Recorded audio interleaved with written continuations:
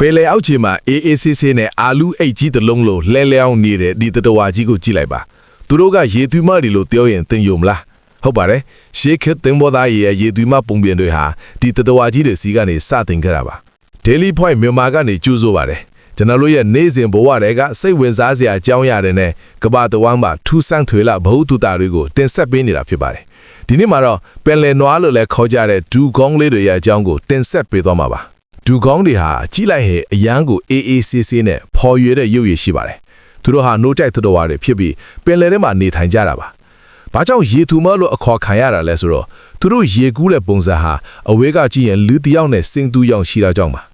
သူတို့ရဲ့အရေးပြားဟာထူထဲပြီးခန္ဓာကိုယ်ကဝါဝါတုံတုံမောအခုနောက်ပိုင်းမှာတော့ social media ပေါ်မှာပင်လယ်တွေကအာလူအိတ်ကြီးများတို့တောင်ချစ်စနူးခေါ်ဝေါ်ကြပါတယ်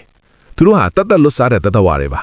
ပင်လယ်အောက်ခြေကမြက်ထဲမြင်နေမှာတနေ့ကုန်အစာရှာစားနေတဲ့ကကြောင့်စီးခေါင်းဒါမှမဟုတ်ပင်လယ်နွားလို့အမည်တွင်တာပါထူးခြားတာကသူတို့ဟာရေအောင်မှနေပေမဲ့ငါးတွေလိုပါဟတ်မပါဝင်ပါဘူးဒါကြောင့်အသက်ရှူဖို့အသက်မိနစ်အနည်းငယ်ကြာတိုင်းရေမျက်နှာပြင်ပေါ်ကိုတက်လာရလေးရှိပါတယ်ဒါပေမဲ့စိတ်မကောင်းစရာတစ်ခုကတော့ဒီချစ်ဖို့ကောင်းတဲ့တတဝါလေးတွေဟာကဘာပေါ်မှာအရေအတွက်တဖြည်းဖြည်းနှဲပါလာနေပါပြီပင်လယ်ပြင်ညစ်ညွေးမှုတွေနဲ့သူတို့ရဲ့စားချက်မြေတွေပျက်စီးလာကြောင်းသူတို့ကိုထိမ့်သိမ်းဖို့အလွန်အရေးကြီးနေတဲ့အချိန်လည်းဖြစ်ပါတယ်ဒီလိုမျိုးစိတ်ဝင်စားစရာကောင်းတဲ့ဗဟုသုတတွေကိုနေ့စဉ်သိရှိနိုင်ဖို့အတွက်ကျွန်တော်တို့ရဲ့ Daily Point မြန်မာ Facebook Page ကို Like နဲ့ Follow လုပ်ထားဖို့မမေ့ပါနဲ့အောင်ဒါအပြင်ပိုမိုဆုံးလင်းတဲ့ဗီဒီယိုအရှည်တွေကိုကြည့်ရှုခြင်းတွေဆိုရင်တော့ကျွန်တော်တို့ရဲ့ Daily Point မြန်မာ YouTube Channel ကိုလည်း Subscribe လုပ်ပြီးခေါင်းလောင်းလေးတီးထားပေးပါအောင်ခင်ဗျ